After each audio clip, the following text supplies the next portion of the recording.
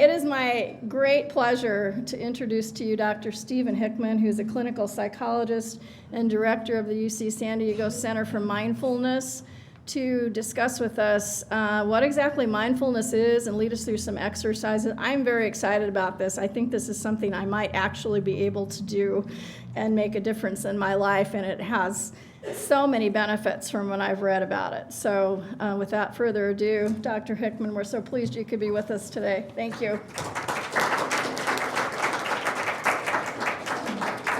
Thank you, and thank you for having me. This is such a strange room. It feels like some sort of UN meeting or something. Shall we be wearing headphones and speaking in different languages?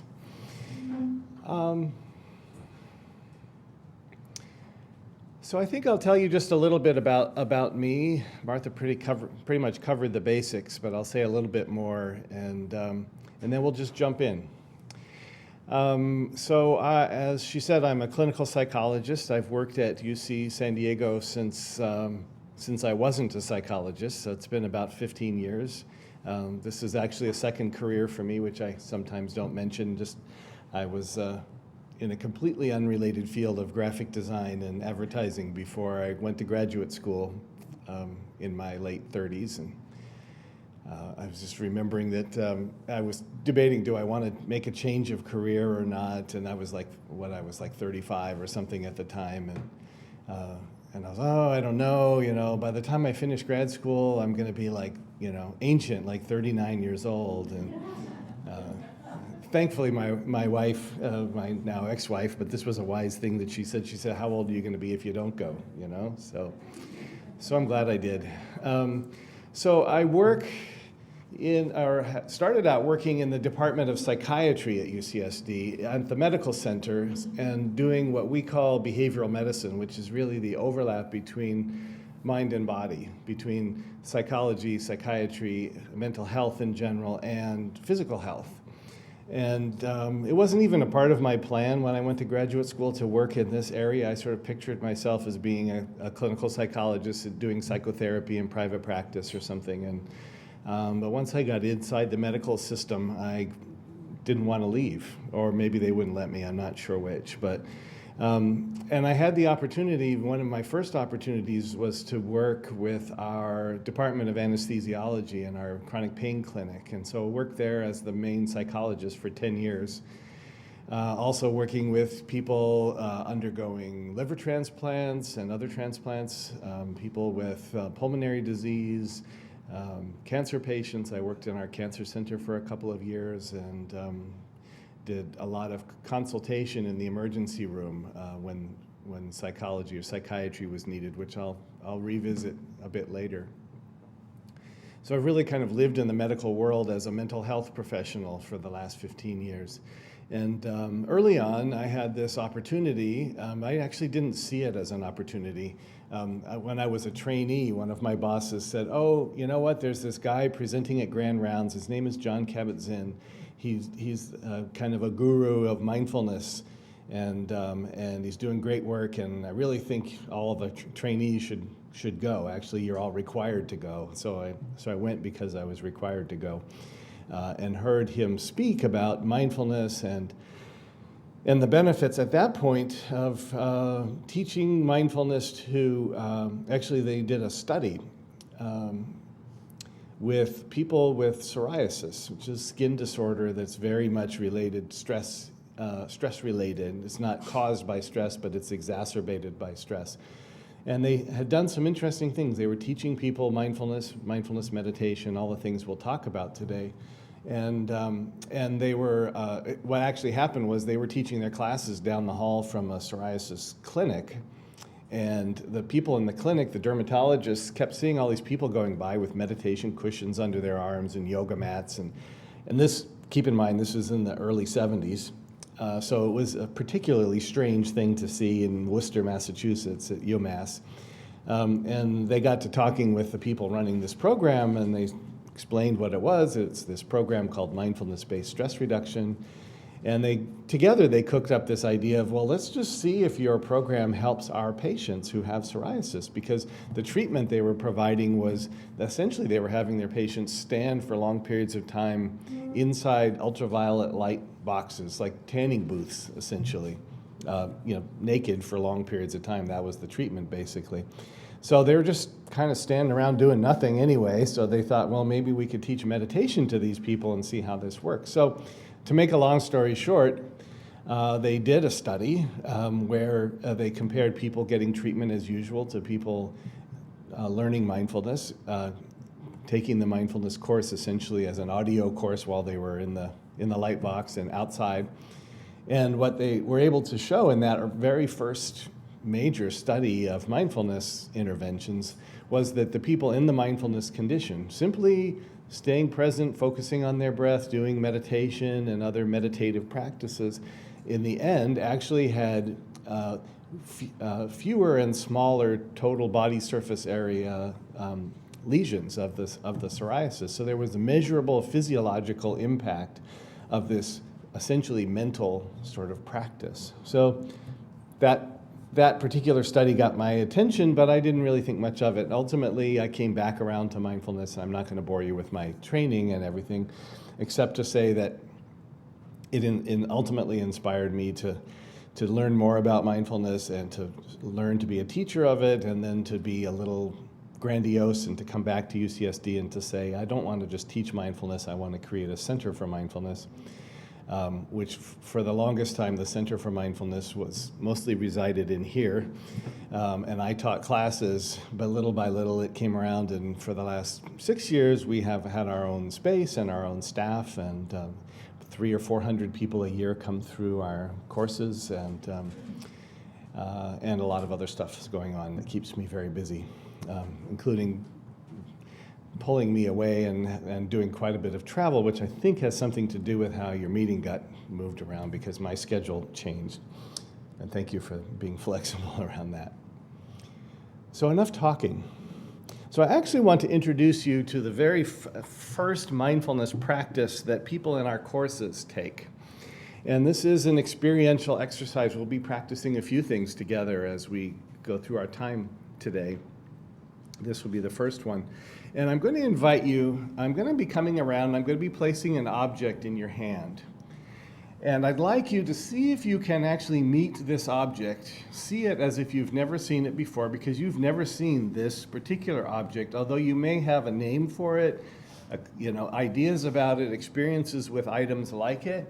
It's almost as if you are like an alien from another planet, and you've come down onto this planet and you're exploring and you don't know what this thing is. You have no idea, and you're seeing this for the first time, okay? So we'll play along with me here. I'm going to place an object in your hand. It's going to take me a moment to get around to everyone. This always feels a little vaguely like communion, but I'm not qualified to do that, so some of you may end up with 2 of these objects. It's okay. I'm feeling generous. And as you either have the object or are waiting for it, especially if you have the object, you might just begin to just notice it. Notice it with these fresh eyes, what we would call beginner's mind. Notice just what comes to mind, what you're aware of. If you're still waiting, noticing what it's like to be waiting. Actually, it sounds funny, but notice, is there some anticipation, curiosity, dread, boredom, whatever's here? See if you can actually notice what's going on for you as you're waiting. Notice if perhaps you are particularly comparing your object to the person next to you. Who got the bigger one, the better one? Who got 2?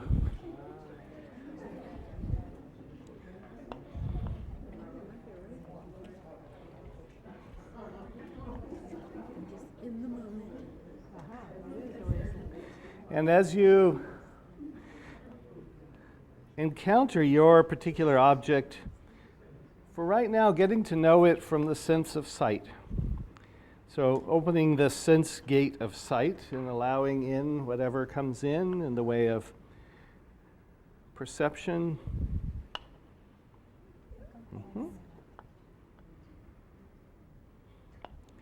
Noticing if you have a particular attitude towards this object or these objects like this. Maybe you have a story about being someone who doesn't like these, does like them. Maybe memories come up.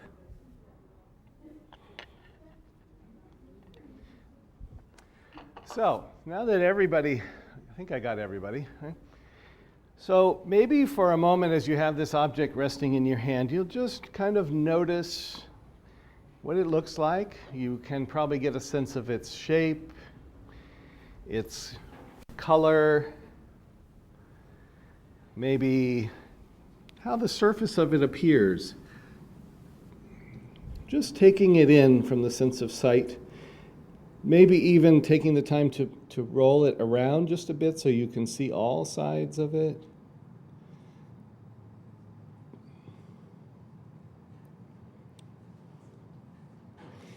Maybe shifting your attention now a bit from sight to touch so that you notice what the surface of it feels like. You might notice the texture of roughness or smoothness, stickiness, maybe having a sense of the weight of this object, however small.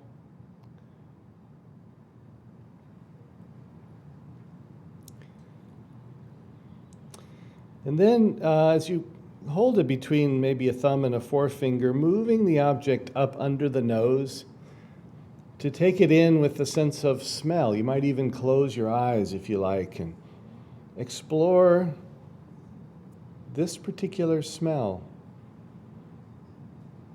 Being curious, maybe even trying one nostril and then the other. Maybe you notice a difference, maybe not. And remembering that if you're an alien from another planet, you've never seen this before, you really want to use all of your senses. So you might want to move this object up near your ear to see if it makes a sound at all.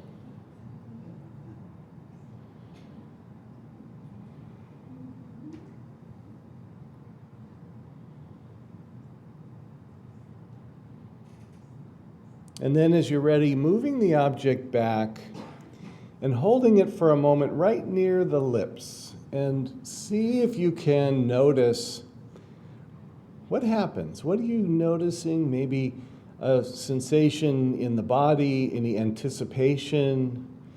Maybe the mouth is watering in anticipation of placing this object in the mouth. Maybe there's some resistance. Maybe you don't particularly like these sorts of objects.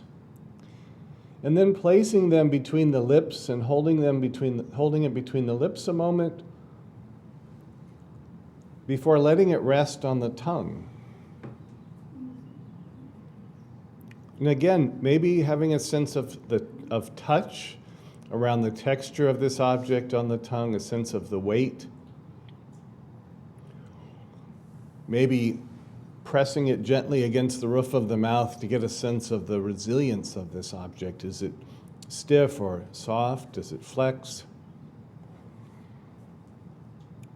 Maybe you're beginning to become aware of a subtle sense of taste, even though I haven't invited you to bite into it just yet. Maybe noticing that the body knows how to manipulate this object with the tongue and the teeth, can move it around, can flip it over.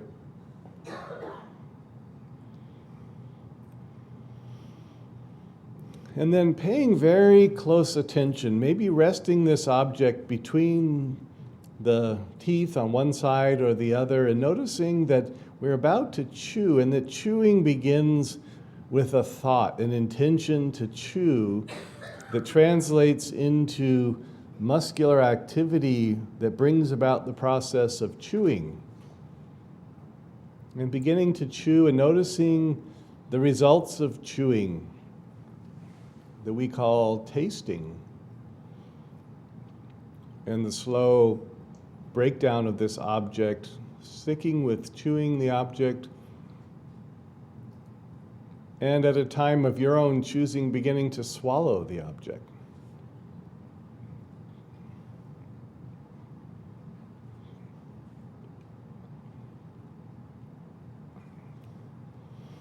Noticing any lingering sensation, maybe taste in the mouth from having chewed. Seeing if you can notice what it's like to be one raisin heavier.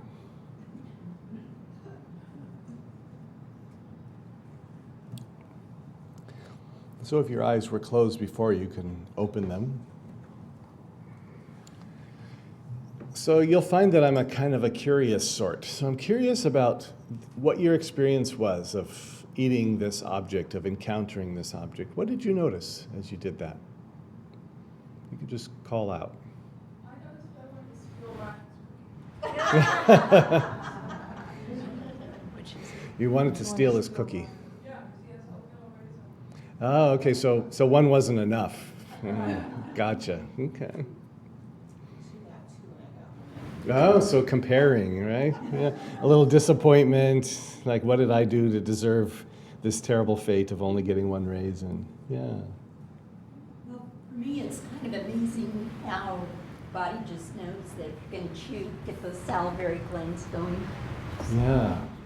Yeah, if there's ever any, I think we're pretty much on board, most of us these days, with a connection between the mind and the body, but that's a great example of all you have to do is to anticipate something that isn't even in your body, and your body does its thing, right? I had 2 raisins and they formed a heart and I didn't want to eat it. Okay, so there's a little resistance to eating because of the shape. Yeah. When you mentioned memories, I realized I had a ton. Tons of memories, yeah. And so did you kind of go off into those memories a little bit, or how did that go? Well, one of them was really fun when I used to play with raisins every day. Okay. And then I started noticing after the surgery, a lot of recognitions that also there's a shape recognition that has its own sort of thread of other shapes. And so one thing led to another. Okay. Yeah. So there's all these pieces. Sometimes people, my experience is that the smell in particular connects often to memories, as something to do with the structure of our brains and where our olfactory bulb is in our brain relative to memory structures. So sometimes smells, how smells can take you back. Possibly the taste was even better after having gone through all the. Okay. So it felt kind of maybe more vivid or something like that? Yeah, Because you're. like it tasted better than most raisins that you just put in your mouth and chew. Right. Yeah. How is this different than most people? How is this different than you eat raisins? Quite a bit. Yeah. More parts to it. Yeah. Way more parts, right? Yeah. Yeah. Anxiety of putting this pitiful, disgusting looking thing that you don't know what it is in your mouth from a stranger. Yeah. Yeah. So there was a little bit of a pause or resistance, disgust, maybe.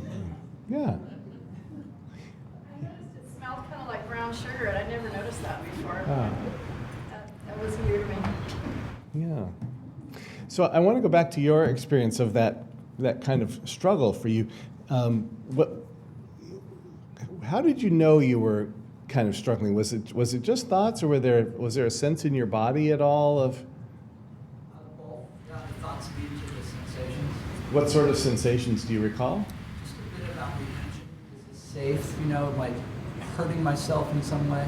Okay. And so that was the thought, and then there was a felt sense in the body of that same. There's a clamming up of apprehension of actually doing it, but then, assuming it's okay, we're going to do it, right? Right. We're getting over that mental hurdle. Okay. Yeah. I had a little bit of that also. I did too. Yeah. Okay, a little hesitation. And could you tune in to not just the thought, who knows where this raisin's been, but a connection to like hopefully it was mild, but some kind of, anxiety or disgust or something in the body. Do you think? Yeah. Oh, it just sort of came and went, right? Me too. For me, it was more filling than usual. More filling. When I ate the raisin, I to see more filling, and I'm thinking, if we ate all our meals more mindfully, I think we'd probably not eat as much. Exactly. We'd probably be full sooner. So that's kind of connected to this idea that we do often eat mindlessly, right? I mean, how often, I was just thinking about, when I was a kid and I would get a little box of raisins in my lunch, and it used to be a thing. Maybe this is kind of a boy thing, your big accomplishment was to be able to eat the entire box of raisins in one mouthful, But the little red box for me still has those kind of connections. But you get to the point where if you eat raisins, you just eat them, right? It's like shoveling coal into the furnace, right? There's not a lot of stopping and noticing and tasting. Anybody not eat your raisin? Yeah, okay. For some of those same kinds of reasons, or yeah? Anybody here sort of someone who generally says you are someone who doesn't like raisins? Yeah. How was it for you to eat, or did you eat? You didn't. Okay. Okay. So someone back there too. Mine was a stubbornness because my brother and sister would eat raisins. I never liked raisins. And the fact that I could choose, I wasn't going to eat it. Okay. It was like defiance. Okay, so that was the feeling of it, was like, I can choose to do this, and it's a little bit of defiance. I was being a rebel. I wasn't going to eat it because I wasn't going to eat it. Okay. Yeah. Well, there's one in every crowd, so yeah. Yeah. I can imagine that I was eating it even though I didn't, but as you were describing what we were meant to do with the raisin, although I didn't have the raisin in my mouth, because I've eaten in the past, I could pull that memory back in as to how it felt and how it tasted. Yeah. When you put that raisin in my hand, it reminded me of my kitty litter box this morning. Her-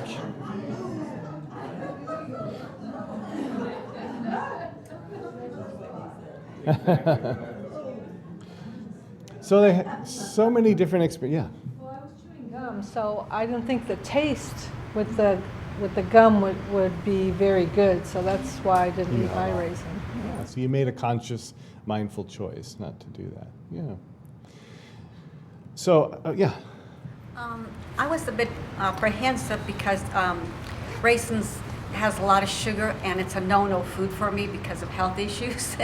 But I rationalized, well, it's only one raisin. And after I ate it, I remembered liking it a lot with oatmeal and milk and my mom's pudding recipe.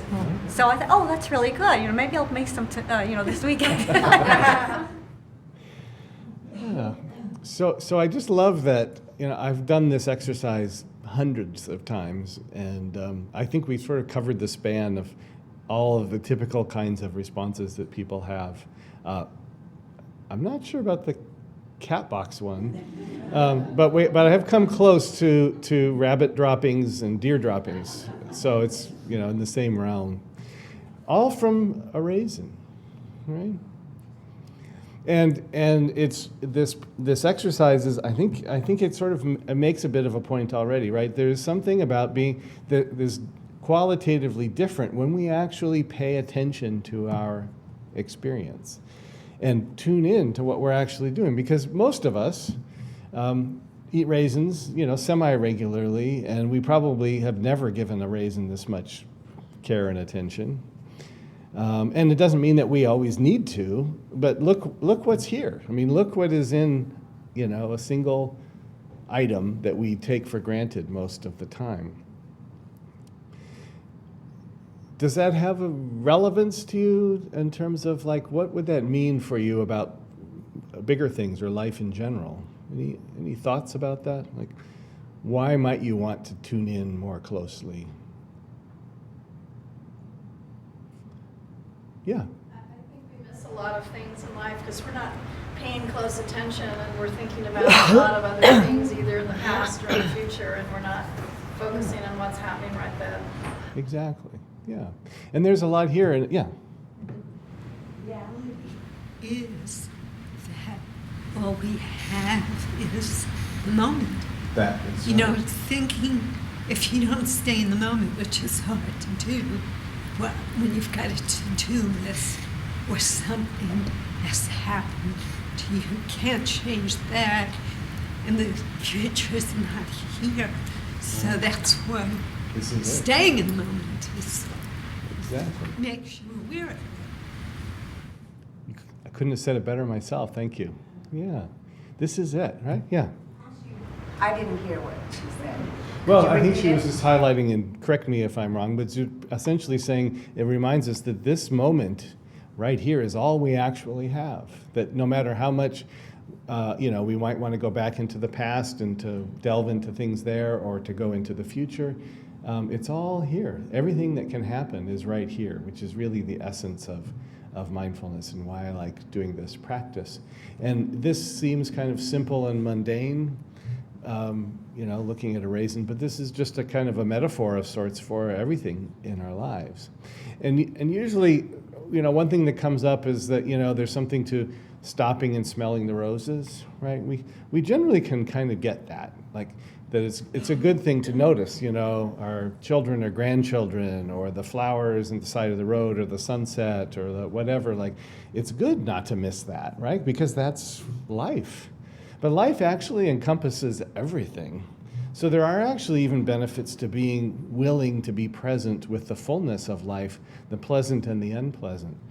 So there isn't just the flowers, but there's the litter box.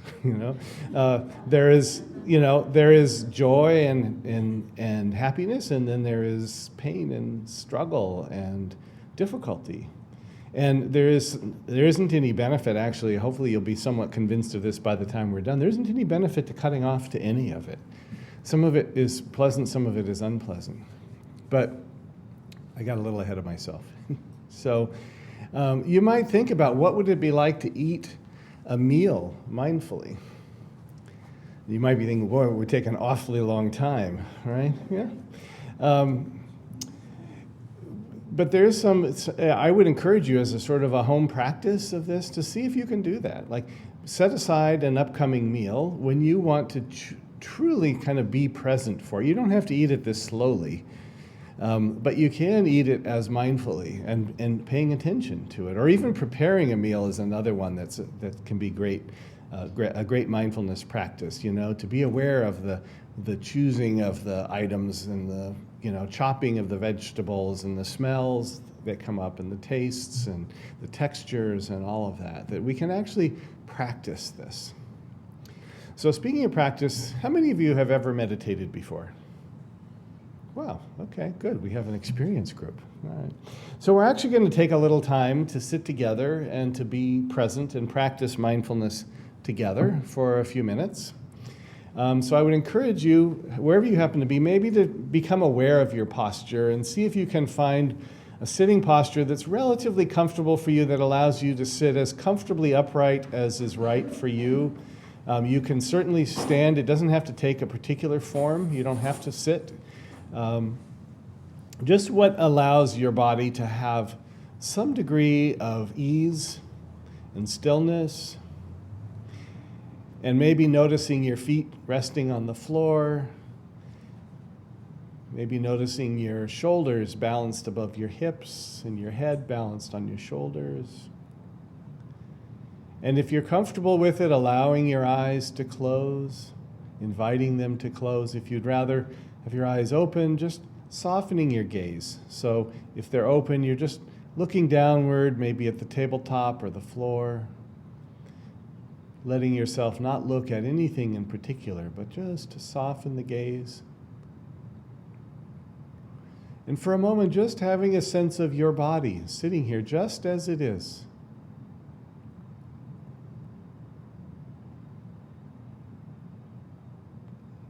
Maybe noticing the sensation of the chair supporting your body, or the touch of clothing on your skin, your feet on the floor. Maybe noticing coolness or warmth.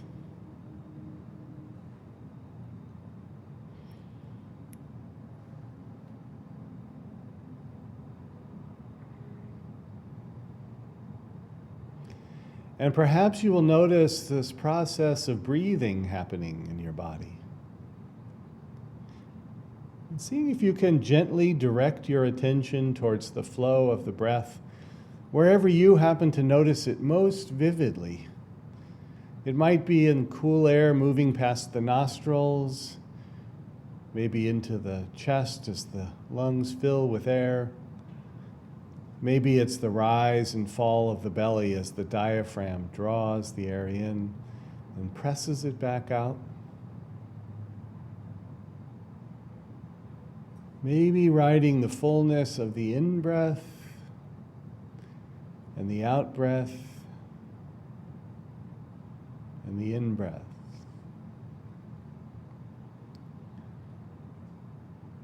Be rising and falling on the wave of the breath, the ocean of breath.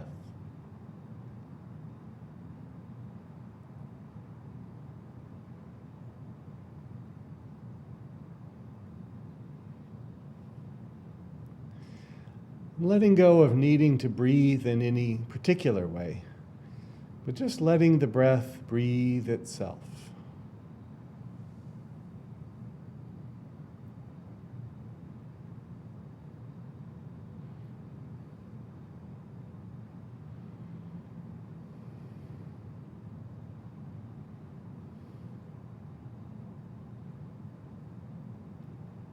And if you should notice that your mind has wandered from your breath, knowing that this is just what the mind does, and inviting it back, ushering it back to the breath, reeling it back in. And perhaps noticing at some later point that the mind wanders again, and each time just patiently, firmly bringing attention back to this breath. And this breath.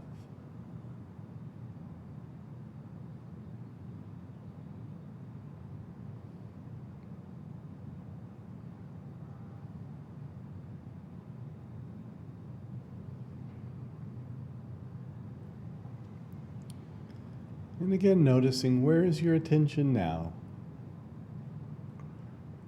And if it's not on the breath, bringing it back yet again.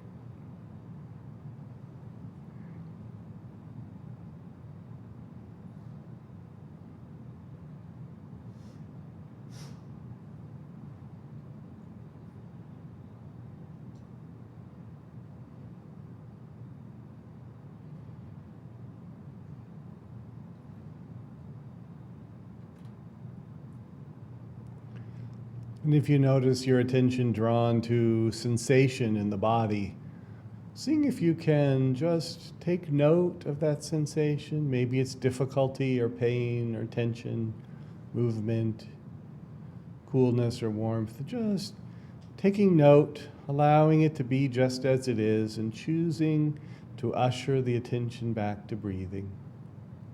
Even if it happens 10 or 100 or 1,000 times. Just bringing attention back 10 or 100 or 1,000 times.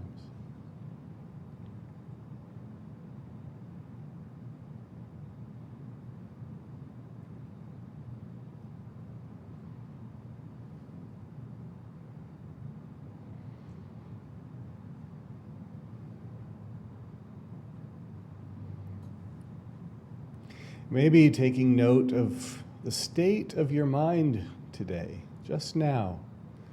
Is it settled and calm, focused and clear? Is it distracted, preoccupied, confused, sluggish, bored, impatient? Letting it all be okay.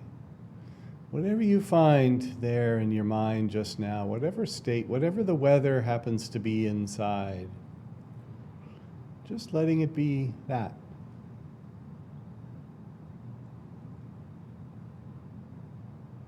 And still returning to breathing.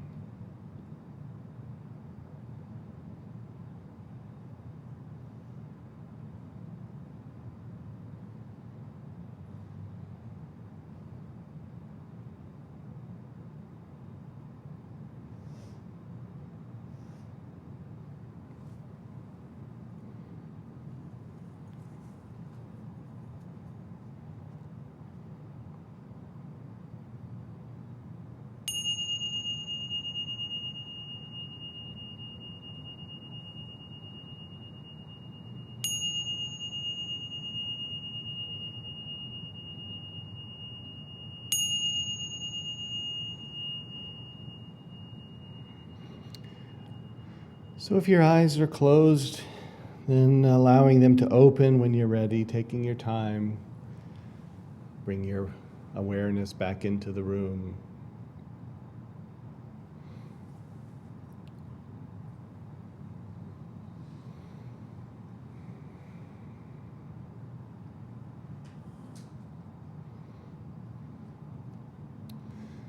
So I'm curious how that was for you. What did you notice in that practice, that meditation? What came up for you? Yes. I kind of like let my mind wander, but to me that's very relaxing. It just wanders all over the place, and then you keep bringing it back, and it helps. But just letting it wander kind of gives me restfulness. Okay, so it's a kind of a just letting it do what it does. Huh? Yeah. Not stopping it, just letting it go. Yeah. Okay. Yeah. Thank you. And there's a certain kind of, did you say ease to that, or yeah? Ease. And that ease, was that translated into an awareness in your body of what ease felt like? Yeah, it just made me feel more relaxed. Okay, so relaxed in the body. Relaxed but awake, more energized. Okay, energized, relaxed wakefulness or something like that. Yeah, thank you. Other experiences?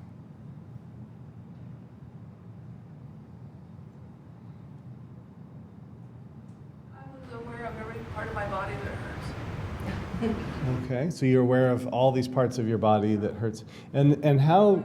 I use distraction to keep that at bay. Okay, in so my this... daily living. So this is kind of the flip side of distraction, right? And also the whole mindfulness thing and staying in the moment, that's something that I made a big commitment to in the fall. And I'm finding that staying in the moment is actually quite painful, physically and emotionally,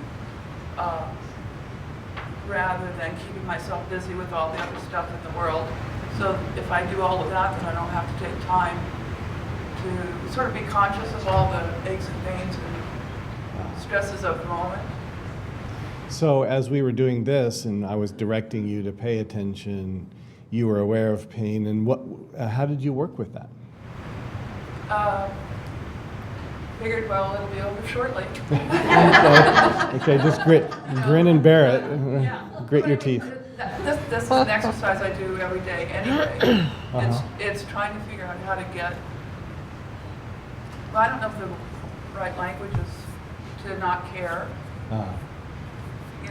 So I'm in this pain, but it's not doing me in. It's just pain, and letting it go.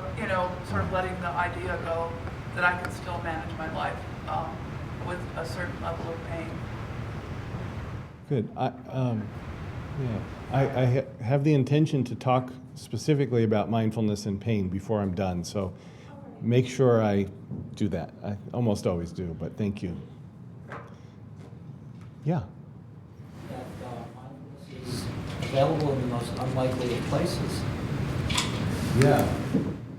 In any setting. Right. It's always available, right? So how was it in this practice for you? Being a practitioner of mindfulness, I'm not usually in a chair in a conference room. So, setting, but, knowing that it is available wherever you're at is a nice takeaway. What a good reminder. It's portable. You don't need any special equipment. Right. Yeah, thank you.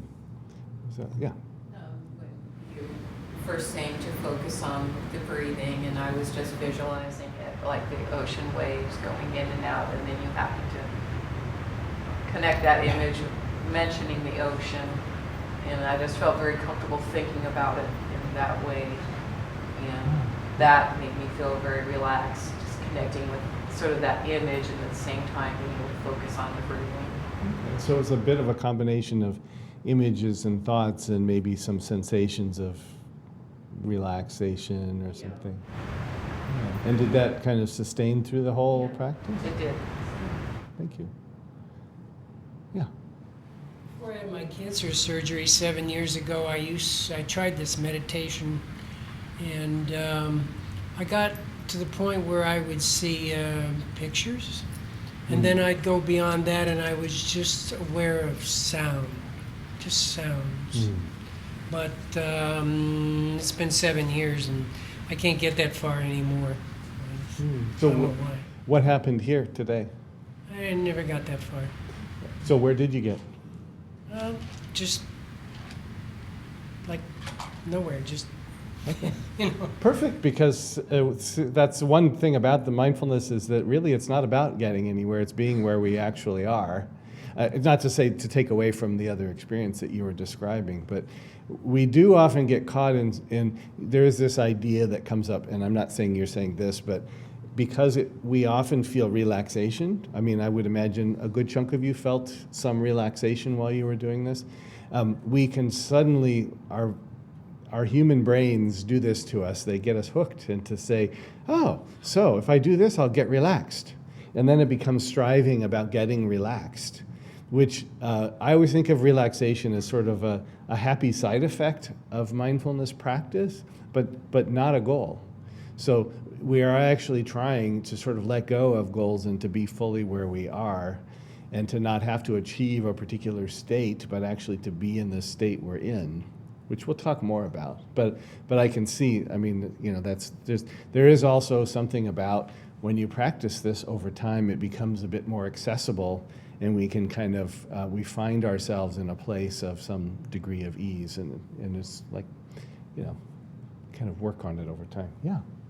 I'm a long-term practitioner of mindfulness, but it has been a long time since I've had someone lead me through it, because it's more of a daily practice for me now. And I was really struck with the differences between now and someone leading through and what it was like in the beginning. And I would just say practice really changes it, because the utter simplicity and just uncomplicating myself, the easefulness of it, and the no mystery to it is kind of wonderful. Yeah, I sometimes say, I didn't say it in this guidance, but I'll say, you know, no place else to go, nothing else to do. You know, this is an incredibly simple thing, and often an incredibly difficult thing at the same, complex thing at the same time. It's simple but not easy, you know. So there's a couple things. First of all, I realized I haven't actually defined mindfulness, despite tossing that term around. So I will really quickly, which is the definition that I like to use is moment-to-moment, non-judgmental awareness. There are other definitions out there that are a little more lengthy, but that, I think, this captures the essence of it. So moment-to-moment, as someone said, we only have moments to live. This one is it, right? This is what you said earlier.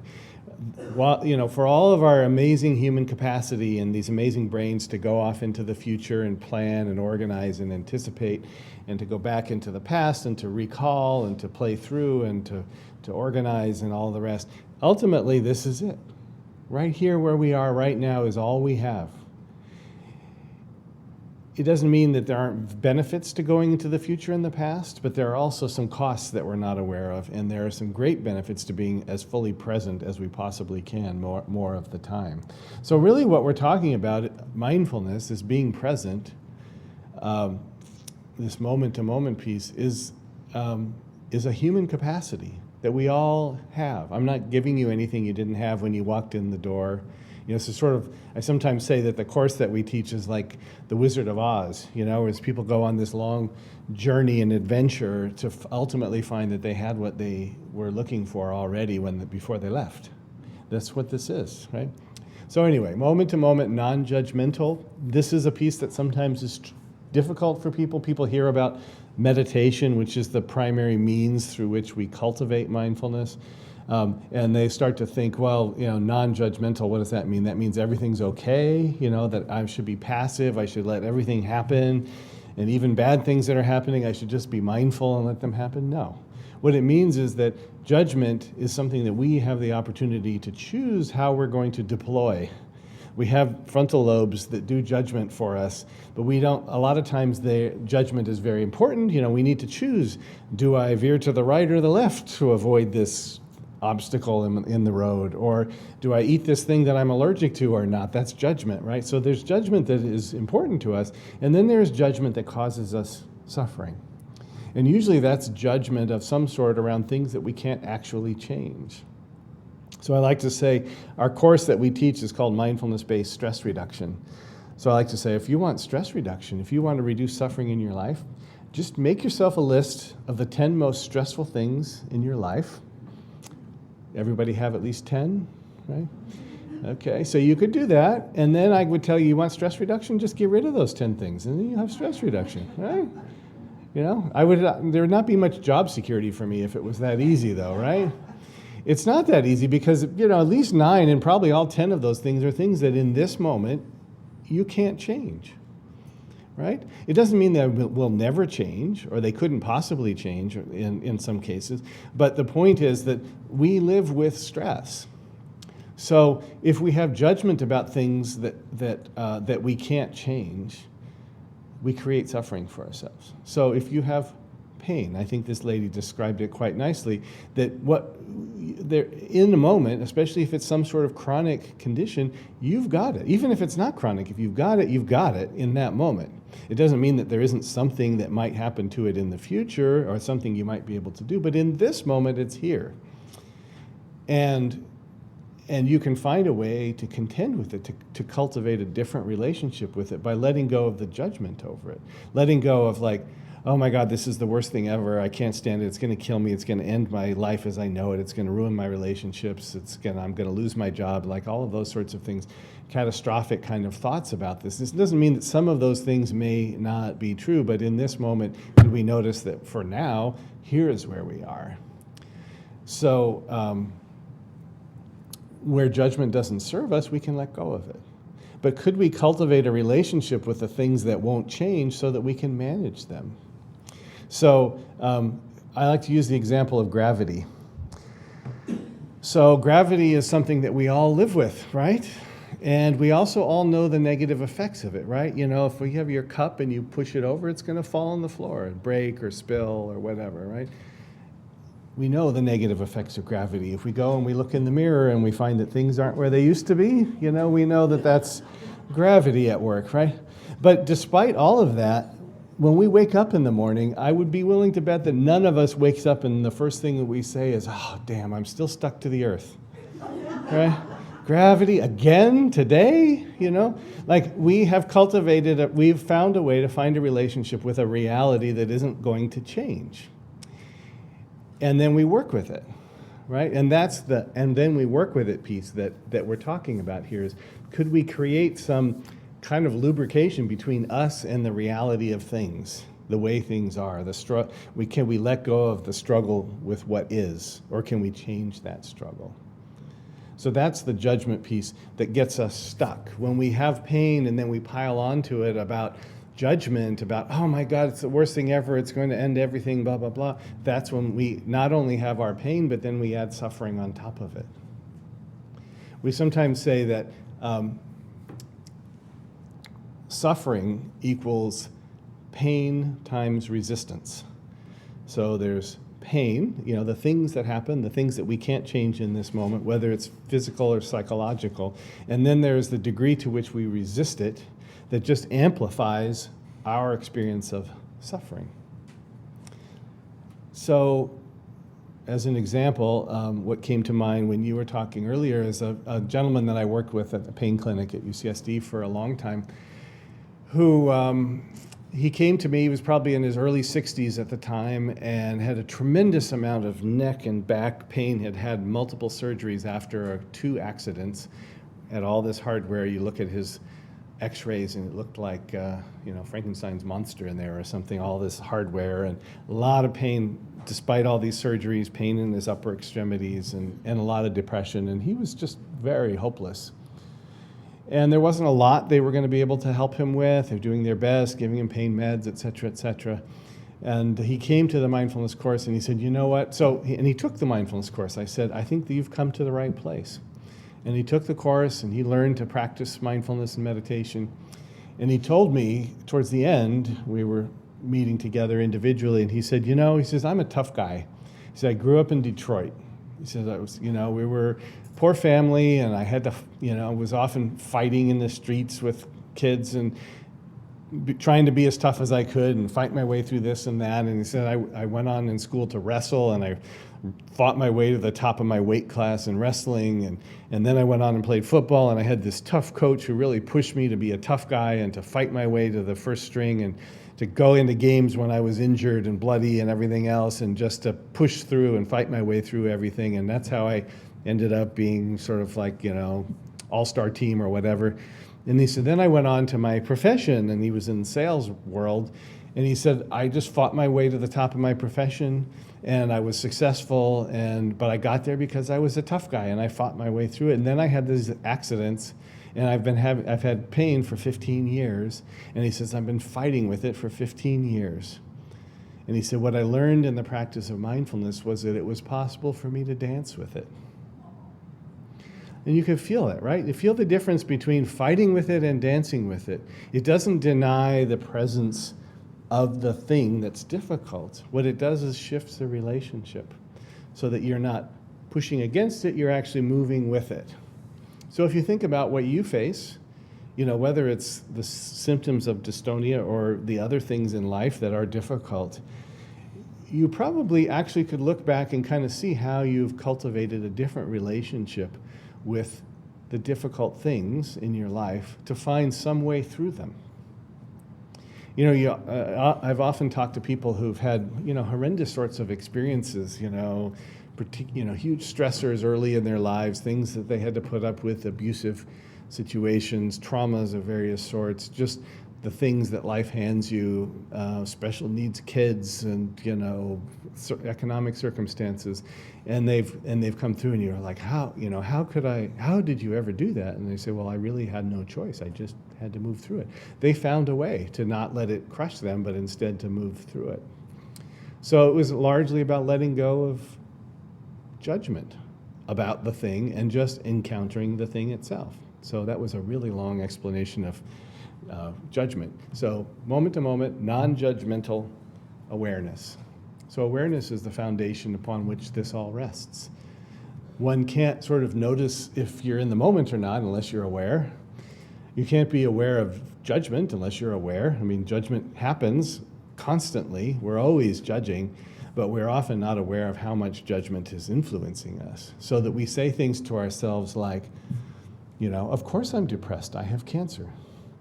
Of course I'm anxious, I have, financial problems, whatever it might be. But we actually know, if you do a little thought experiment, so let's just say you sat down with 10 women, all the same age, all have breast cancer of the same stage and type, all of them undergoing the exact same treatment, and if you talked with them, you know that you would encounter 10 different people, 10 different psychological states, right? One person's going to be freaking out and anxious, another person's going to be depressed and sad, another's going to be withdrawn, one's going to seem to be okay, another one's going to be kind of angry.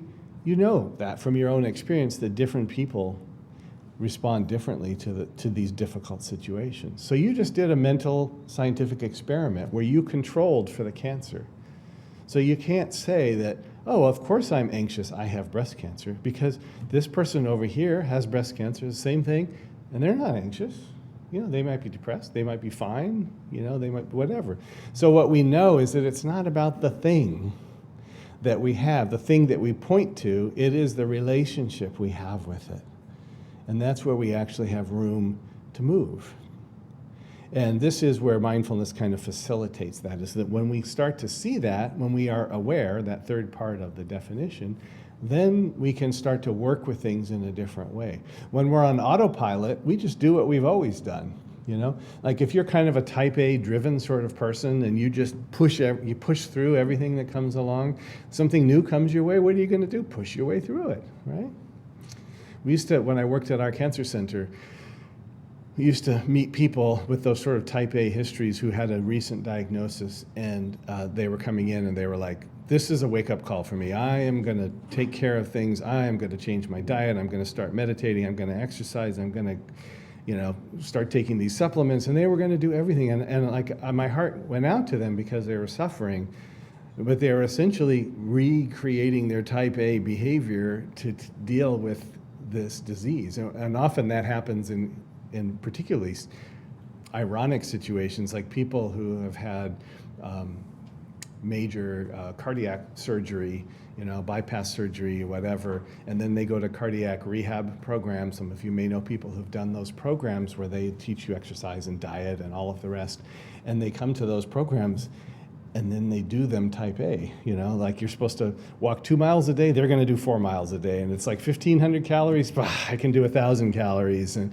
everything else, and they just recreate that same autopilot pattern that got them into trouble in the first place, right? So this is that autopilot that we all have. We have these old habits, and we have a possibility of seeing them and not necessarily getting caught in them. So moment-to-moment non-judgmental awareness, this foundation of awareness. I want to touch on one other thing that's important, which is, so to be aware. So I should just say, you just be more aware. Just notice everything the way you notice the raisin, and then you will be able to eat mindfully and make better choices, and that's actually true. But one struggle that we have is that we have these human brains, which is a great thing, but they pose some challenges for us, and one of them is that they wander. So when we did that meditation, how many people notice your mind wandering? Okay. And if you're not raising your hand now, it's because your mind is wandering while I'm talking, right? Because as I said during the meditation, that's what the mind does. It wanders. So there's actually been a study to look at how much the mind wanders, and we know something about why it wanders that's helpful. So if you had to guess, how much of the time, percentage-wise, is your mind wandering in a typical day?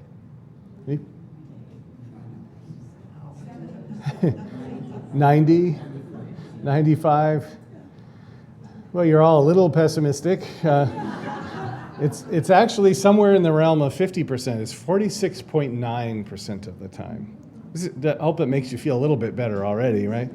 So you might wonder how in the world they could figure that out. And it's a pretty ingenious study that they did. It's actually part of an ongoing study. If you're one who likes to look these things up, the first author's name is Killingsworth, and it was in the journal Science, I believe, a few years ago. So what they did was they gave about 2,500 people smartphones, which is just a recipe for distraction already, but with a particular purpose.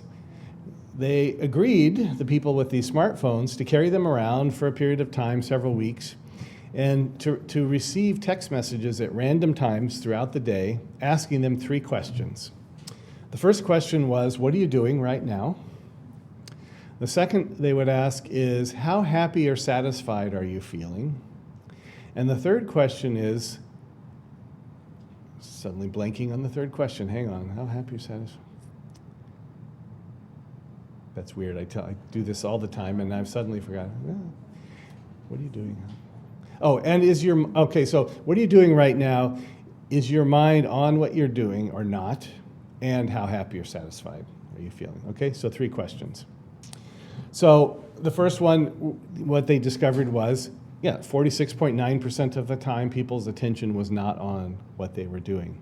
And when you look at the graph of the different types of activities, it's pretty consistent across every sort of daily activity a person can have.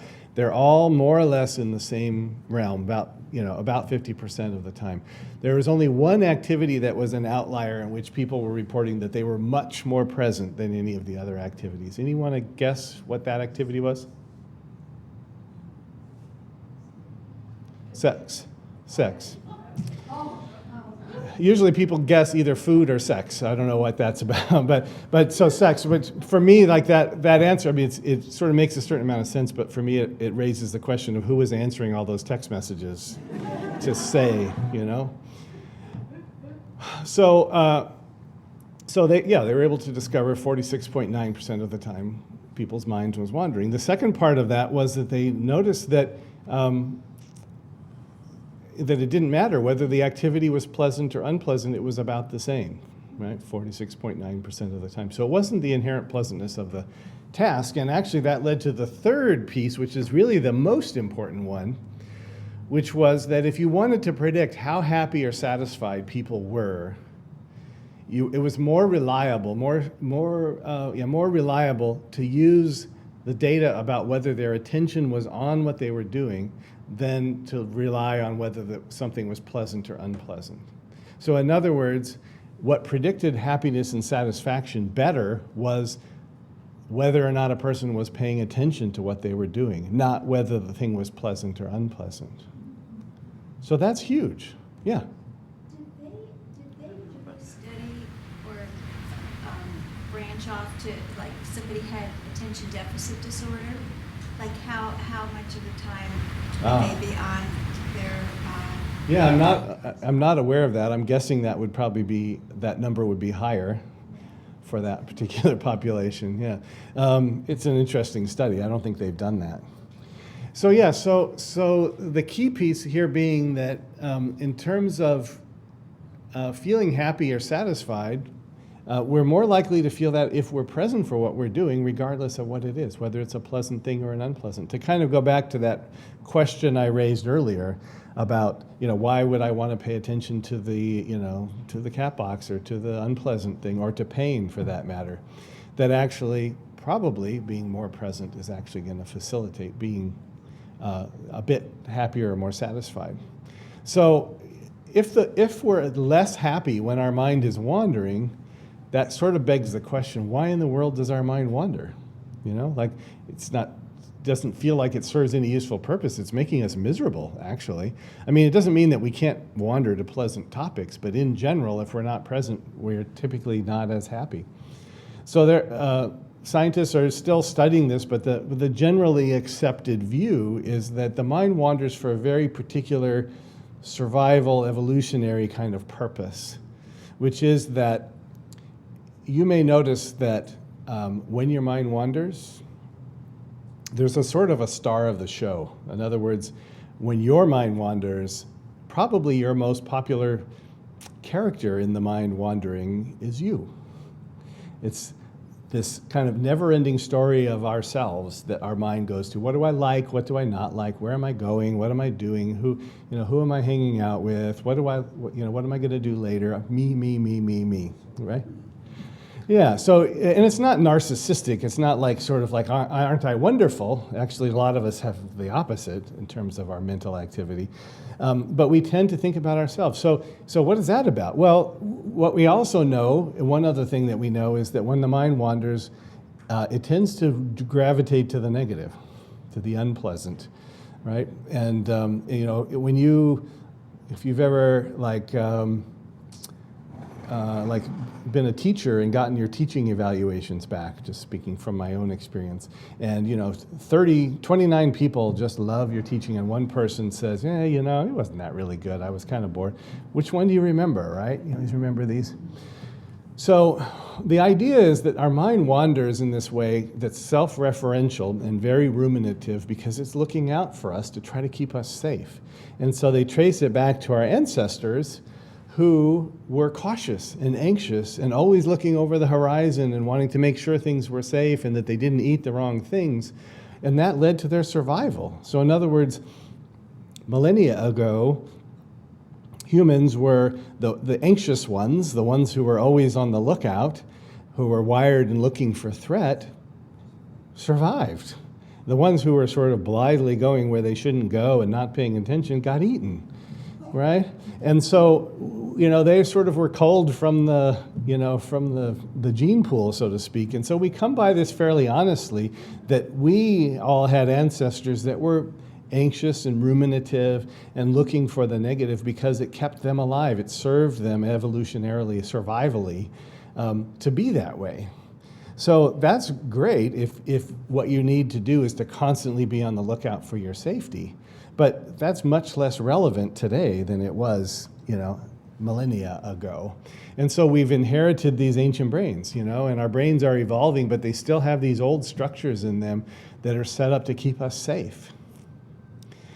But they are looking for danger that we mostly don't face.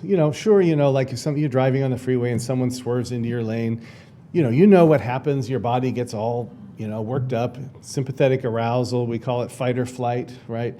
Kicks in and the heart starts racing and your focus narrows and all these other things happen in your body in order for you to avoid that threat to your physical safety. But on a day-to-day basis, you don't get much opportunity to fight or flee, right? We have to contend with things in a different way. So we have this tendency in our minds, and so the mind that wanders is always looking for that threat in order to keep us safe.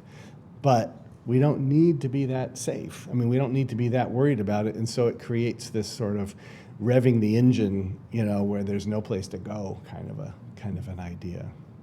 So where mindfulness kind of comes into the set of structures that causes the brain to wander, the mind to wander like that, there's a name for it. They call it the default mode network, and it's a connection of structures in the brain that is doing this kind of idling, looking for threat, always kind of grinding over and worrying and ruminating to keep us safe. So we used to think that when the brain wasn't busy doing an intentional activity, it sort of went to rest, kind of like like a hybrid car when it stops at the stoplight and then you don't hear anything, the engine isn't running. It's kind of that kind of thing. But what we learned as the technology came along was that the brain is always busy. It just shifts modes. So it can be in an intentional, mindful mode to do a task, to focus on something. And if it's not engaged in a particular task, it goes into this default mode. It falls back into this default where it's ruminating, going over and over things. So the good news is that we can actually change our brains. So this is one of the great findings of neuroscience over the last couple of decades, is that the brain can change. We can actually do things that change the way the brain functions, that changes the connections between neurons, that actually wires new pathways.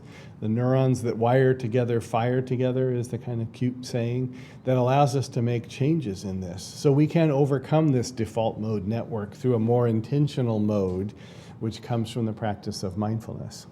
Yeah? So do brain scans substantiate what you just said as far as the neural, I guess it's plasticity? Right. Yeah, so we can see changes in brains as a result of engaging in mindfulness practice. If is that what you're asking about? Yeah. Yes. And from a personal interest for a family member that we think as MCI, have there been any studies in this area? Not that I'm aware of, no.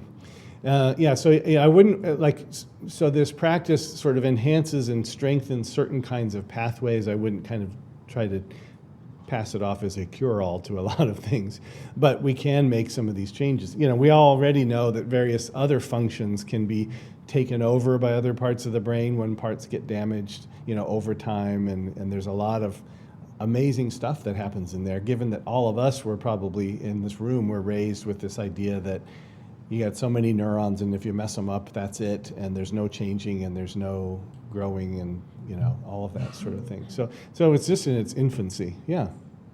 Would you address mindfulness and anger? And anger.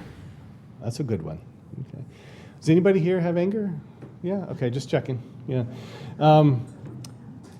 So anger is an interesting topic because I tend, as a psychologist, I think of anger as being what we might think of as a sort of secondary emotion. In other words, it serves a purpose for us, again, sort of in our survival or in our evolution, in that we get angry to protect ourselves, right? I mean, that's basically, when it comes down to it, you know, the nicest, sweetest little pussycat, if you corner them, they get angry, right? The claws come out, the hair stands up, the arch back, the whole bit, anger happens, right? So what's in there is a threat, right? A feeling of threat. And so we get angry to protect ourselves, which means down underneath that anger is usually some degree of fear or vulnerability. So if you think back to like times when you've been angry, you can almost virtually always find a foundation or a thread of fear of vulnerability underneath, or we've been hurt in some way, or we are fearing being hurt, or we feel afraid, and the way to protect ourselves is to kind of do like the cat, to be angry, to push away the threat. It's a part of that fight or flight as well. So the idea is that if it's possible for us to pay closer attention, to be more mindful, that we can actually meet that little spark of fear or vulnerability when it's touched, and to be able to acknowledge it, it allows us to do something that, this was kind of one of my main points that I wanted to make here, is that what mindfulness allows us to do is, in the face of a challenge or a difficulty, to respond rather than react. So react is what we do sort of as conditioning, sort of autopilot. You know, like I said, you tend to deal with things the way you've always dealt with them. So that when you get stressed out, I'm going to come back around to the anger thing.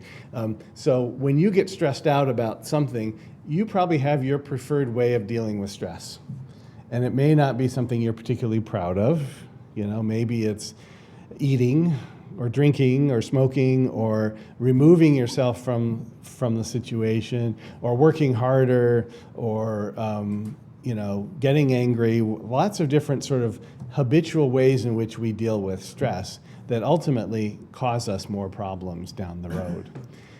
But we do it just habitually. It's just because how we've been conditioned, how we've been raised, how we've, you know, the experiences we've had in life, we've come to be a certain way where this is how we deal with things. But the thing is, we actually, and we don't, it almost feels automatic, but it isn't actually automatic.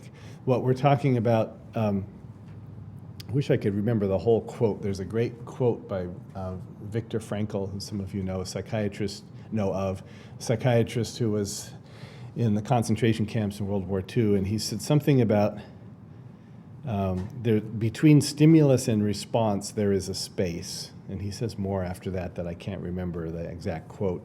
But this is the idea that instead of reacting to things, you know, just doing what we've always done, you know, reaching for the cigarette or lashing out or whatever it might be, that we can actually, when the stressor arises, bring mindfulness, bring presence to that stressor arising, and then choose a response that's appropriate. So in the sense of anger, so if something's been touched and you felt like your safety was at risk or you were vulnerable, could you in a moment notice that that was the case, and to see whether an angry response is appropriate or needed or not? Because usually, sometimes anger is needed, you know, like if you have to stand up for something, but sometimes it's completely destructive, and you know right after you did the angry thing or said the angry thing that it was not the right thing to do. So this is about being able to catch yourself. This is actually, in the end, this is the kind of thing that your parents probably told you, and you probably told your kids. When you get angry, you know, count to 10, take a deep breath.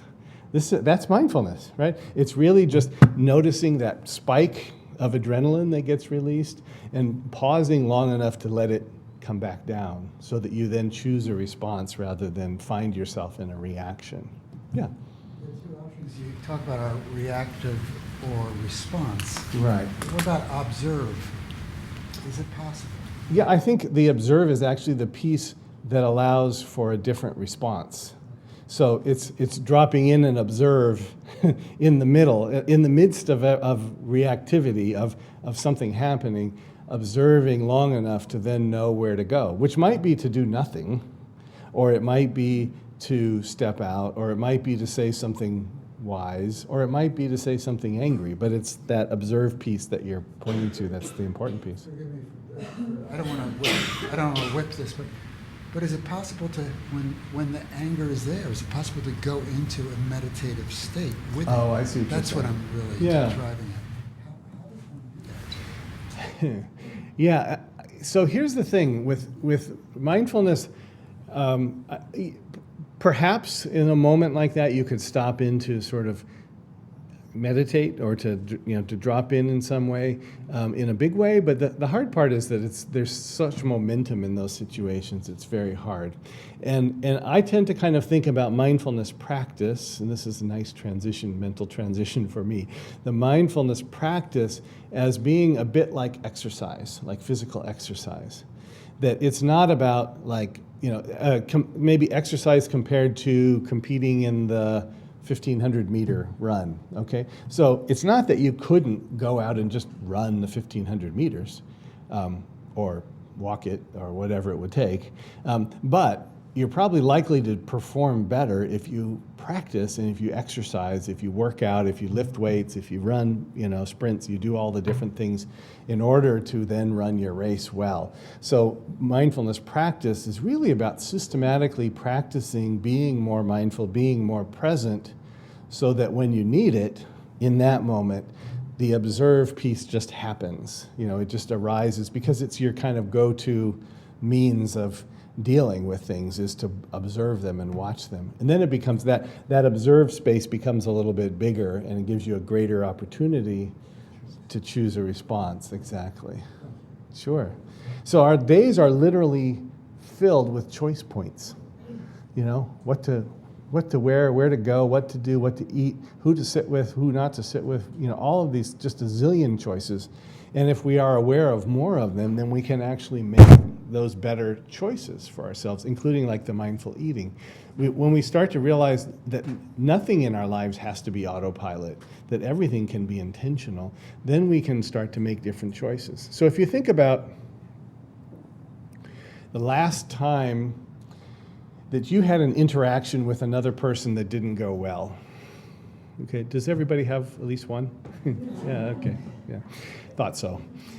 So you think back to that time and you think, maybe the most recent thing that comes to mind for you that was really, it just did not go well. You didn't handle it well in some way, okay? So if you think back to it, sitting here now, you could probably come up with a way in which you could have responded rather than reacted that might have been better, that might have led to a better outcome, a more satisfactory all the way around, even if it wasn't perfect. You probably could have done it better, right? So think about this for a second. So probably between that incident and now, you didn't learn any new communication coping skills for working with other people. You didn't go to a seminar, a workshop, learn some fancy new way of dealing with things. What happened was you calmed down.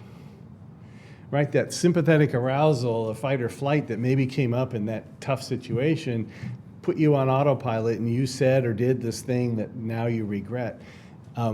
So what that means is that at the time that this happened, you already had within you the capacity to handle it better. You already knew, it's wise not to go to this particular subject with this person, even though I did because I just, I got caught up in it, whatever it was, like you have a better coping skill within you already. Just like if you have a behavior you're struggling with, something you would like to change, maybe you'd like to exercise more or eat better or quit smoking or whatever it might be,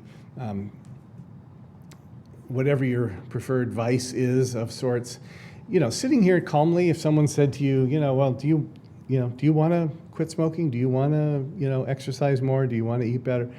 You'd say yes, and you would mean it, right? You would be absolutely sincere.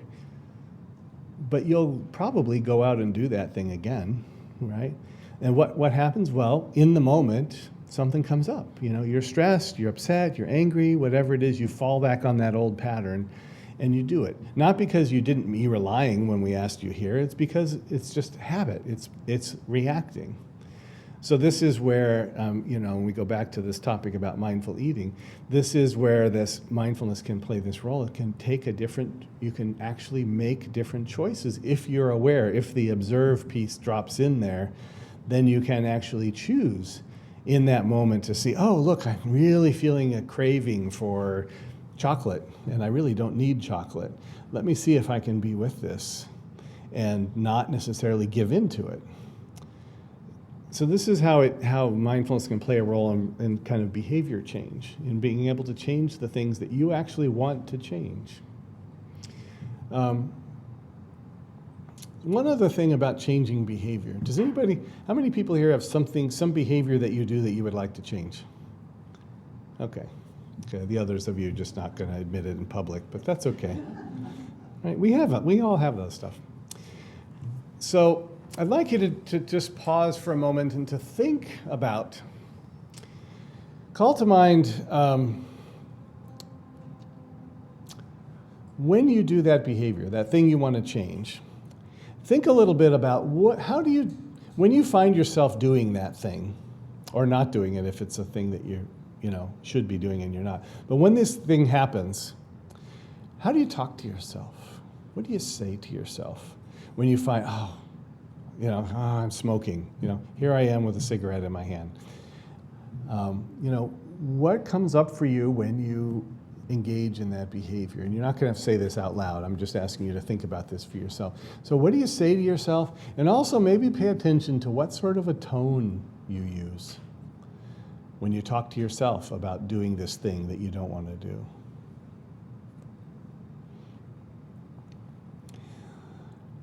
So if you're like many of us, you give yourself a hard time for doing that thing that you don't want to do, that you wish you didn't do. Right?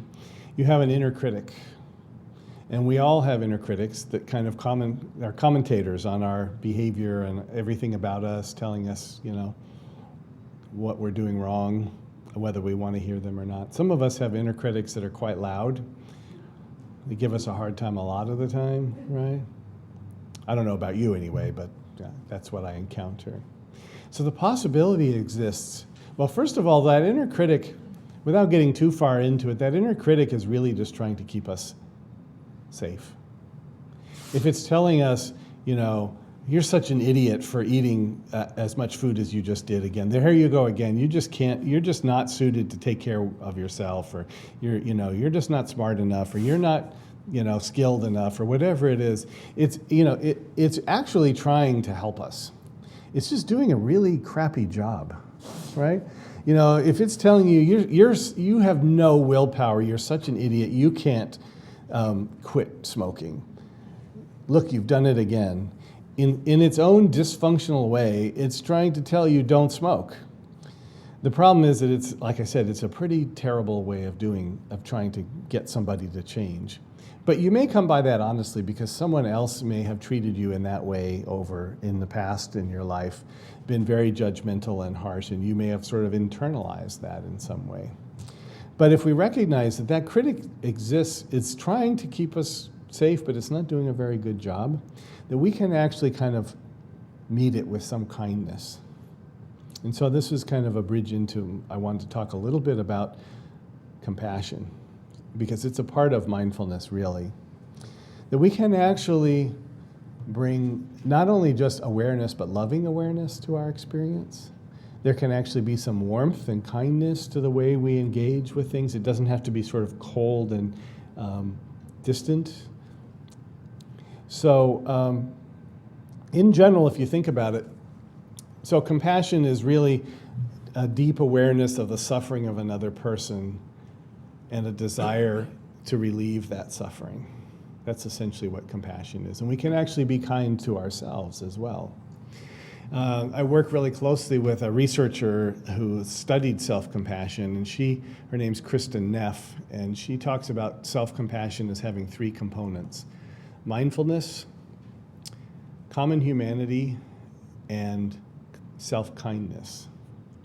So in order for us to be aware of suffering, for compassion to arise, we have to be aware that suffering is happening.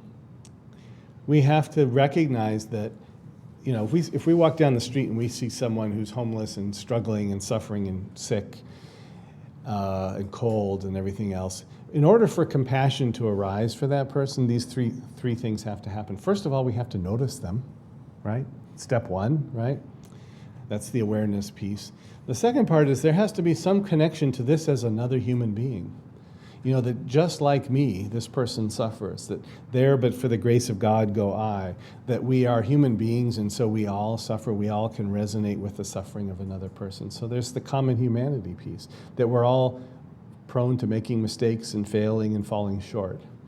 And then there has to be the desire to relieve that, to bring some kindness. That's compassion. So that's how it works with other people, but we can do that for ourselves because often we are the ones that we are least compassionate toward. So if you think about the how you treat a close friend. Think about like the last time that a close friend of yours suffered a failure, a loss, made a really big mistake, caused a really big problem for themselves in some way, was really suffering. And you think about how were you with them? You know, what were the kinds of things you said? What was the tone? Again, what was the tone of voice you used? How did you act towards them? You know, what behaviors did you engage in? So you can think about that and then think about the last time that you failed, that you lost, that you fell short, that you had something bad happen to you, you know, that was inadvertently caused by you. Somehow or other that you brought something on yourself by virtue of being human. And how do you talk to yourself when you fail, when you fall short, when you're not perfect? And what's the tone you use with yourself? And what do you do? So for about 88% of people, about 98% of people find there's a difference between how they would treat a friend and how they treat themselves. Was that the case? How many of you felt like there was a difference between how you treat your friends and how you treat yourself? Okay, typical, right? And you all treat yourselves much better than your friends, right? That's what I thought. Right? Yeah, so it's something like 88% of people tend to treat others, their friends, better than themselves, and there's like 10% of people feel like they do treat themselves better than others, and 2% find it, 10% find it about the same, and 2% treat themselves better. So what's up with that? Why would we treat ourselves so badly? So there's a lot of explanations for that, and we don't have time to go delving too far into it, but there is this possibility of cultivating greater kindness for our own suffering. And it facilitates our being more present and more mindful and more intentional and more responsive rather than reactive. So it comes from being able to recognize when we're suffering.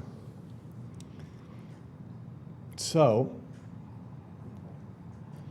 I'm just going to ask you, actually, you know what? If you're comfortable with it, would you stand up for a moment? You're probably ready to stand up anyway. If sitting down is more, right for you, now you can do this sitting down. I just want, for those who would like to stand and give you a chance to do so. Probably feels good to stand. I'd like to sit down, but. So what I'd like you to do is to kind of tune into your body for a moment. And I'm going to invite you, if you can, to make two fists like this and to squeeze as tightly as you're able, maybe even allowing your eyes to close so you can really tune in on the felt sense of this gesture. And if you could describe this as a kind of what is the feeling of this? What comes up for you when you notice this sensation in your hands of holding these fists? What comes up? It hurts. Tension. Defense. Resistance, maybe. So this is the felt sense of self-criticism. So this is like the fight or flight, the sympathetic arousal. This is how self-criticism feels. So now if you open your hands and maybe kind of palms up and just relax them and get a sense of what this feels like, of this opening of the hands And what's the feeling associated with this gesture? Praise. Receive. Acceptance. So this is the gesture of mindfulness, of openness. Okay? So this is the foundation of what we've been talking about, including self-compassion, this openness to experience of mindfulness. So then if we extend our arms out so that we're almost like reaching around a big tree or something, tree hugging without the tree, and noticing what this feels like, and what's the feeling that comes up with this gesture? Sorry? Embrace. So there's a kind of reaching out. This is a gesture of common humanity. This is how we are when we reach down to pick up a child or we reach to embrace a loved one. And so one more gesture, taking one hand and placing it over the heart, letting the warmth and kindness of that touch connect with the chest, and then placing the other hand over the top of that hand. And just taking a moment to feel what this is.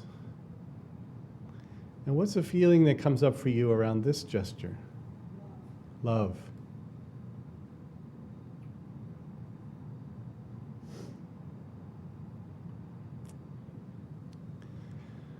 So this is a gesture of self-compassion. You can feel the warmth and kindness generated to your own self, including yourself in this circle of compassion. So I invite you to go ahead and put your hands down. You can have a seat. So for some people, this is not a universal thing. For some people, placing our hands on our hearts is not comfortable. But for a lot of us, the majority of us, it is quite comforting. It kind of fosters that sense of kindness to ourselves. And just like threat and danger often kicks in this, and self-criticism kick in this sympathetic arousal, fight or flight, what's happening when we practice self-compassion is we're actually kicking in a different system, the mammalian caregiving system, the oxytocin that we're familiar with. We sometimes contrast fight or flight with tend and befriend. And this is kind of tapping into that caregiving system that we have wired within us. So we don't just have the fight or flight. We actually have this ability to comfort and soothe ourselves in the way that we comfort and soothe our loved ones and our offspring. So this gesture of self-compassion can be very helpful if we can actually notice when we're suffering. So I'm just going to teach you I want to teach you two things that you can do, take with you. This is their parting gifts. The first one is a practice that we call the self-compassion break. So one last time I'm going to invite you to maybe close your eyes if you're willing, or soften your gaze. And maybe just become aware of yourself sitting or standing, breathing. Maybe taking a few slow, deep, intentional breaths to settle the body a bit. And if you will, just calling to mind some stressor that you're facing right now. Something, you don't have to pick the most difficult thing, maybe something that's about a 3 or a 4 on a 1 to 10 scale. Some relationship difficulty or interpersonal challenge of other sorts, or just some stressor that's in your life that registers a little distress in your body and mind.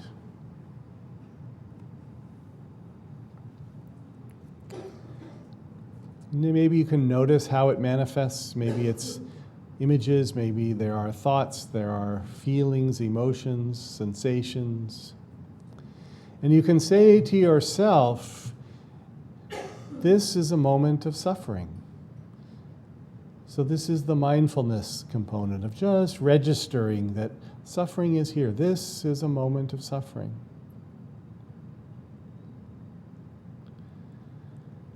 And then once we notice that suffering is here, maybe we can incline gently towards it and to realize that this is a part of being human. So we can say, and suffering is a part of life. We all suffer, we all struggle, This is the common humanity. And once we are aware that we are suffering and that this is a part of life, we might actually be able to bring kindness to ourselves. And so we could say to ourselves, may I be kind to myself. So this is a moment of suffering. Suffering is a part of life. And may I be kind to myself. And maybe in conjunction with being kind to ourselves, we might place our hands on our hearts again. Just feeling the comfort, a warmth, the gentle touch. Receiving that touch from ourselves.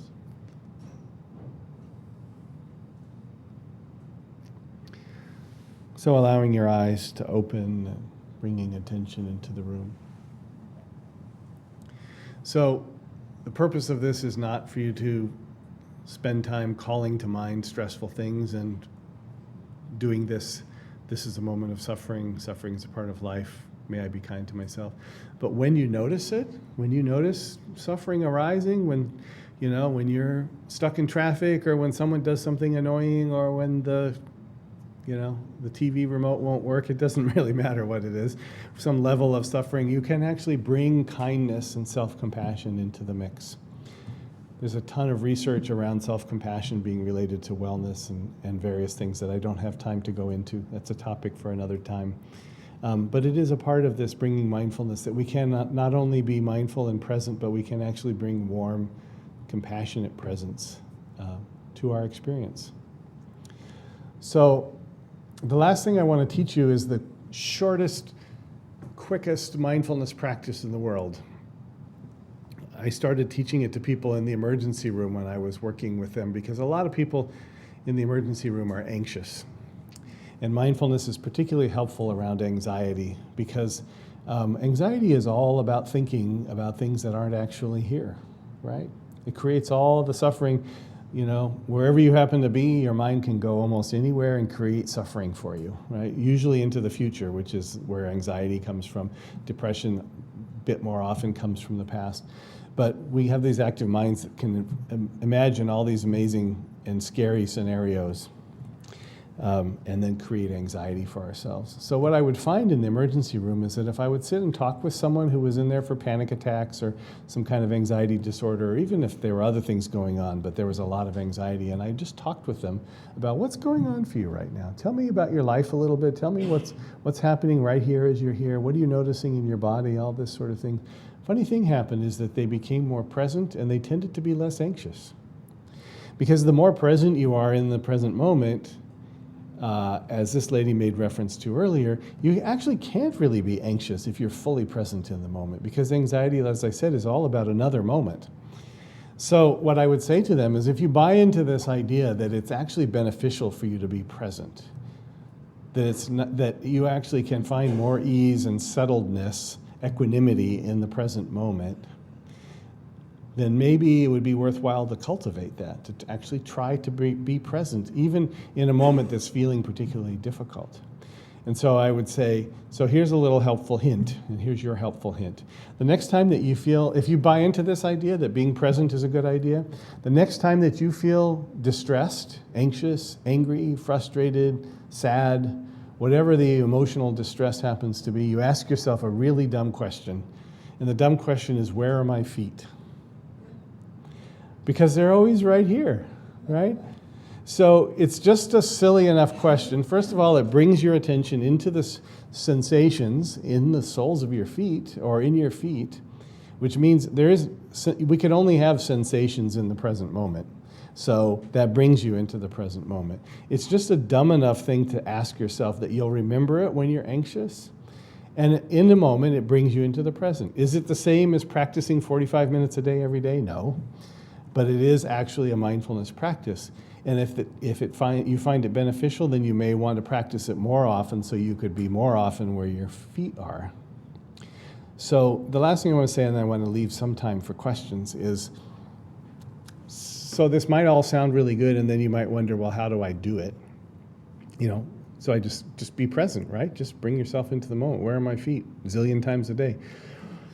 So you could do that, but there are ways of systematically cultivating this so that if you practice mindfulness, and usually in the form of meditation, it can facilitate this. As I was saying, it's like exercise. But how do you do that? I mean, you can just start doing that. There are a zillion books for such a simple concept. There are a lot of books about mindfulness out there. You just go to either the self-help or the spiritual section of the bookstore, and you can just find book after book after book on mindfulness. You can take a course like mindfulness-based stress reduction, which is, of course, an 8-week-long course developed by this guy, John Kabat-Zinn, who I mentioned earlier. We've taught it at UCSD for many years. It's offered around the community in several different places. If you search for it online, if you Google it, you Google MBSR, Mindfulness-Based Stress Reduction. It's an 8-week course that systematically trains you to practice mindfulness. So you meet once a week for 2.5 hours as a group. You learn some of these things, do some of these practices, and then your homework is to practice them every day for 45 minutes a day, if you can. Most people don't have just an extra 45 minutes a day lying around, but you find that the more that you practice, the more benefit you derive from it. So a course like this can be very helpful in setting up the scaffolding to help you develop a formal, regular practice of mindfulness. There's a ton of research, I didn't even get to talk about it today, ton of research behind the benefits of mindfulness in terms of relief of pain, relief of anxiety, changes in the brain of all sorts, changes in the immune system, all sorts of cool stuff. But ultimately, we need to practice it regularly. There's no pill you can take. There's no quick fix. It's a regular practice, just like there's no pill you can take to make yourself physically fit. There's no pill you can take to make yourself more mindful in the long term. But there are kind of direct benefits from it.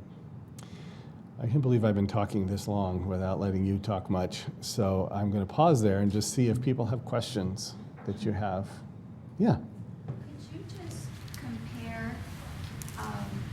Somebody has chronic pain, the dancing with it as opposed to distracting.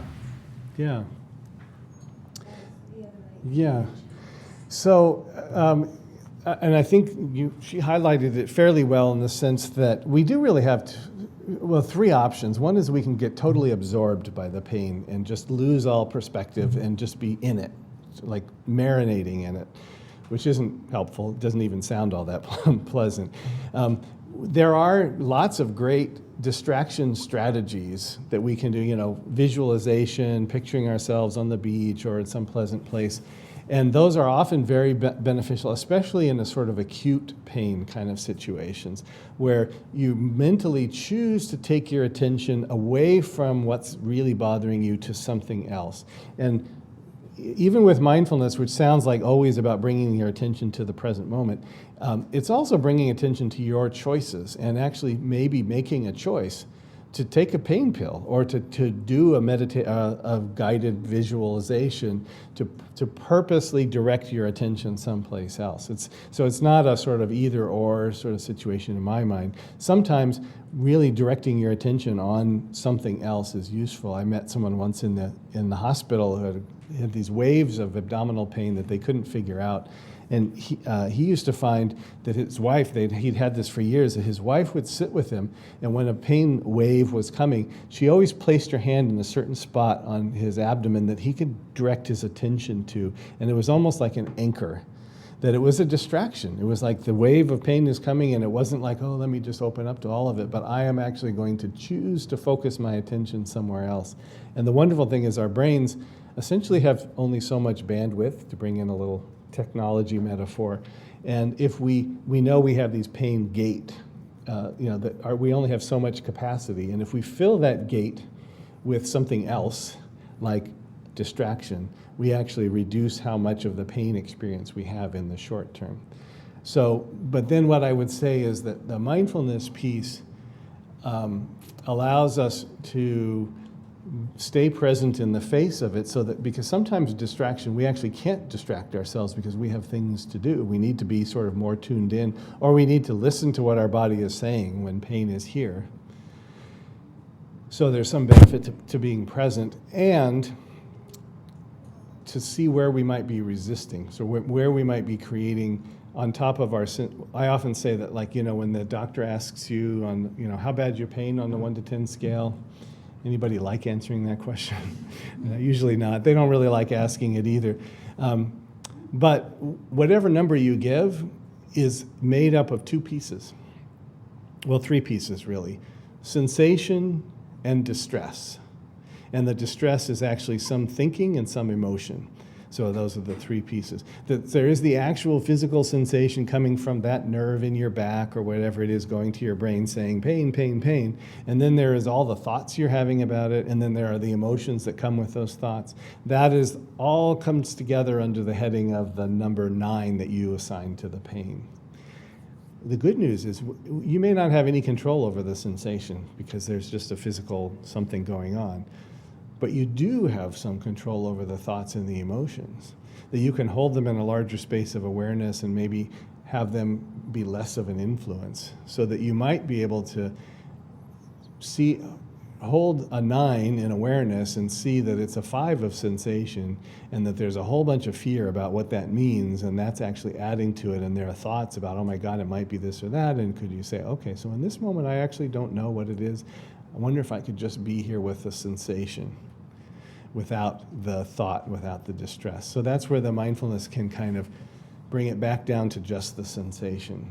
Does that kind of make sense? I've done that talk in like an hour, so I just did it in 3 minutes. It's a little hard.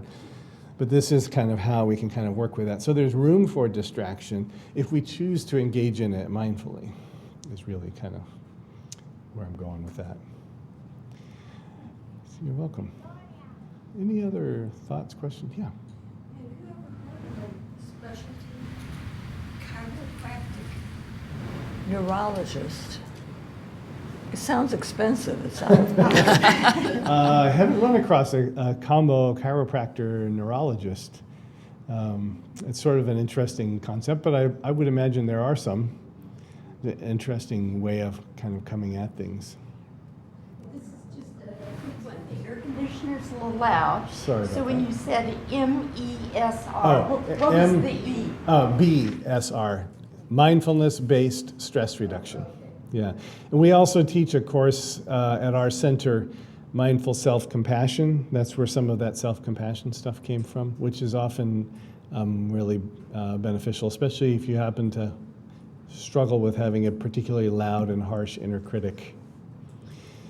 I left some brochures in the back for our center. This wasn't meant to be a commercial for the UCSD Center for Mindfulness, but it's my baby, so I'm kind of partial to it. And there's a link to the website and our programs and things like that. Are the majority of your patients for pain and anxiety that enroll? In the groups are actually quite varied. We do have a pretty good connection with our own health system, so a lot of patients, but a lot of people from the community with just general stress and parent. We also have a parenting class, a mindful parenting class, and actually a teen mindfulness program, which is a whole other topic. So, yeah. Working with the neurology department, do you work with Dystonia or? We have a pretty good relationship with a number of our neurologists who refer patients to our programs, and we're actually about to do a research study to see if we can kind of help as an adjunct to the work that they do. Not specifically with dystonia, but movement disorders kind of in general. So I was talking earlier with Marilyn about, I'm suddenly blanking on her name, but a couple of, David Song is one of our neurologists who refers to us quite often, and Irene Litvan, yeah, is another one who, so they've been referring folks with us. You know, you probably have noticed a connection between stress and dystonia, and it goes both ways. We don't have to kind of get into like what causes what, but stress is never a helpful thing in any medical condition, and many medical conditions create a fair amount of stress.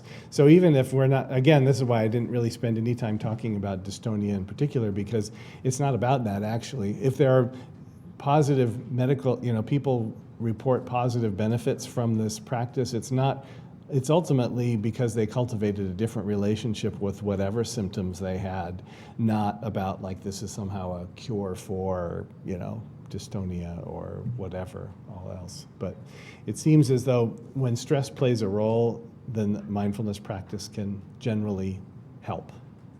So, just as an example, if you're standing in a grocery line and ready to check out and you're signing and everything's behind you, for some reason that seems stressful, and therefore maybe there's more tremor or whatever. So let's see, what did you say here? Where are my feet? If you ask yourself, where are my feet, is that kind of... Yeah, actually, I think that, and in a way, this actually addresses your earlier question about anger. It's a moment of mindfulness. It's like opening a little space in that moment, because in that moment of you there and whatever mental activity you have around the people behind you or what you have to do or whatever, it's a little bit about what's right here, right now, but it's a lot about what might happen or what could have happened or what you've had happen in the past. And I'm not to say any of those things may or may not be relevant, but in that moment, would you like to bring all your resources to bear on just being where you actually are? And that's often the way I'm thinking of it, is that if in that moment we say, where are my feet? For a moment, we've let that other stuff slide on by, like someone was talking about letting your thoughts go by, and choose to bring our attention to what's the task at hand? Keep my eye on the prize, so to speak.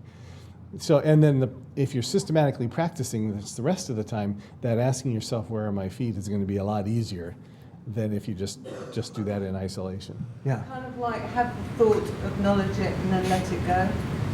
Yeah, and that's not an easy thing to do. Having a thought, acknowledging it, and letting it go. Sometimes we use the analogy of letting go of attachment, like seeing thoughts. We didn't even get into this. We could go on for hours.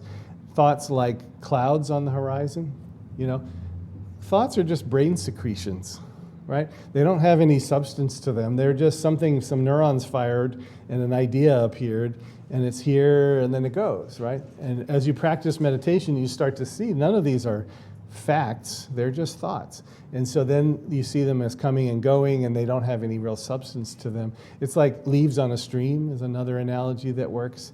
When you can cultivate this on a regular basis, that's how it becomes, is that you see the thought, I'm having the thought that this person is going to react badly, or I'm having the thought that I'm dumb, or I'm having the thought that I'm not able to do this. And then there's the reality of what you're actually doing. It's starting to untangle that. So, one last question. Well, it's a comment. And that is, your ex-wife was a very wise woman, because you clearly have found a place in life where you belong. So thank you. Well, thank you very much.